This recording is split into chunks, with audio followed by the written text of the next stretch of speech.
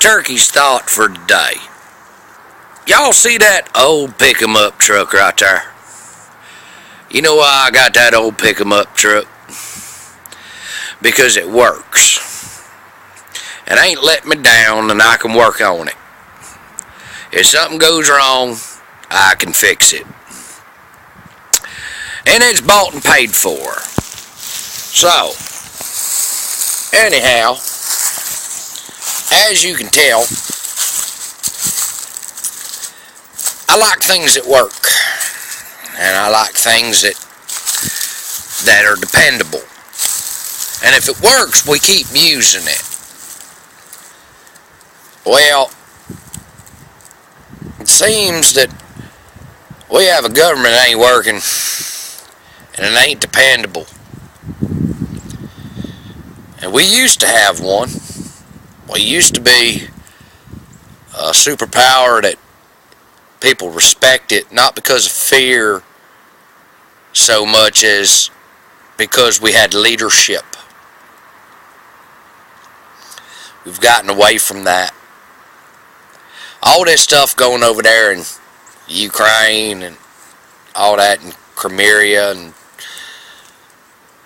however you want to pronounce it, but anyhow, all that stuff going on,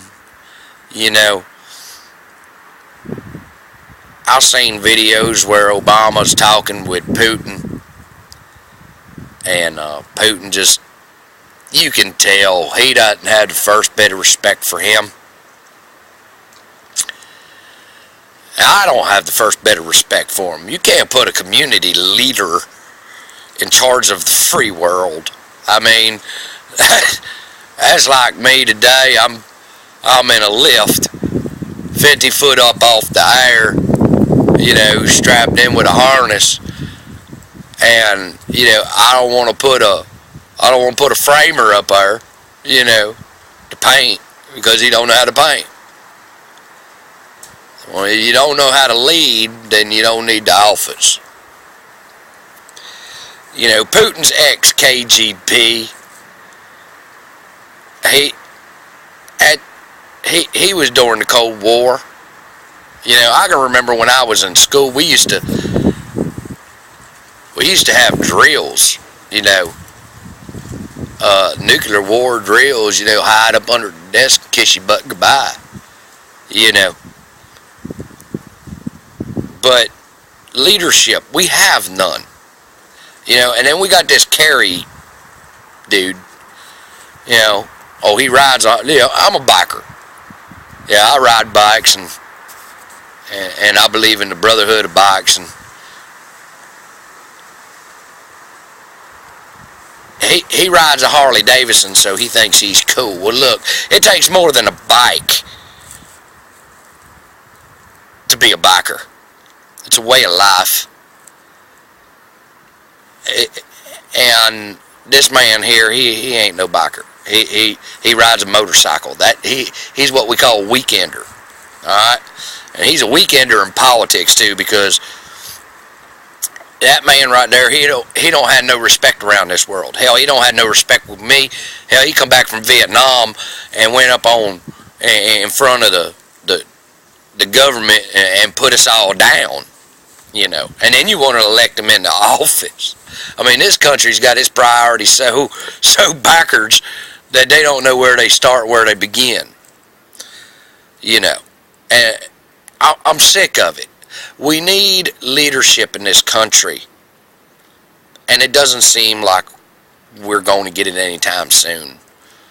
Some of these candidates coming up in 2016, I wouldn't let them drive an ice cream truck, let alone let them take over the United States of America.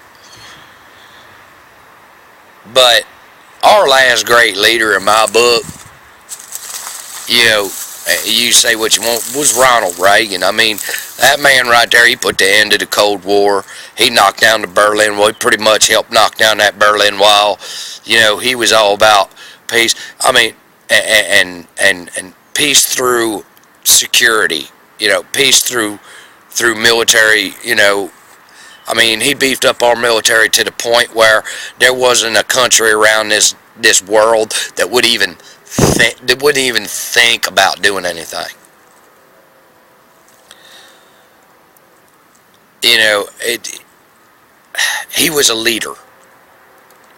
Now, Clinton, I really didn't too much care for Clinton. In my book, he was a yellow belly coward. He dodged the draft. If my country called me, in which they did, to go off and do something, well, by God, I went and did it. Because that was my duty.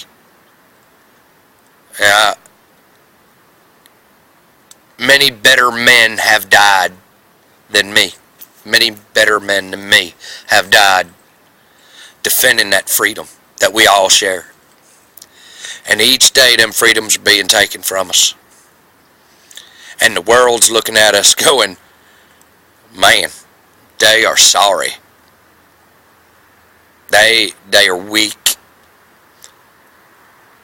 They're vulnerable. And they ain't working together. They can't get along. Now's our time, they're saying. You got China out there. You got Iran spinning centrifuges every day.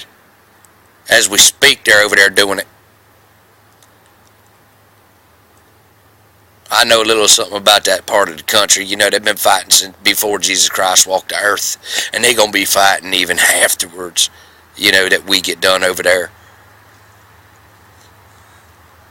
I guess my thought for today is we need to start taking care of domestic problems right here at home. There are too many problems right here that we need to take care of. We need to keep our noses out of other people's businesses. But I'm going to tell you something. Somebody comes up in my yard and they start telling me how I need to do things. They gonna hear an earful. And then if they still got a problem, I'm going to ask them to leave. And if they still got a problem, I'm going to forcibly make them leave. And they don't want that.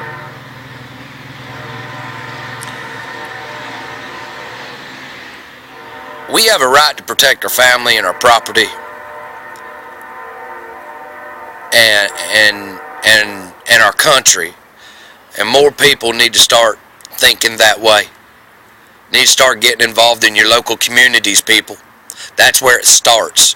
We can sit here and we can talk about about what we want about the federal government and this, that, and nothing. They could care less. We down here in West by God Monroe in the woods, and we can do all these videos we want, but it ain't gonna change what's going on right now up there. Change happens in time. It doesn't happen overnight, people. So you need to start looking at your local officials who in your city. You need to start electing locally, state, so they can go up there and they can represent what you feel that y'all want done. That's how it works, people.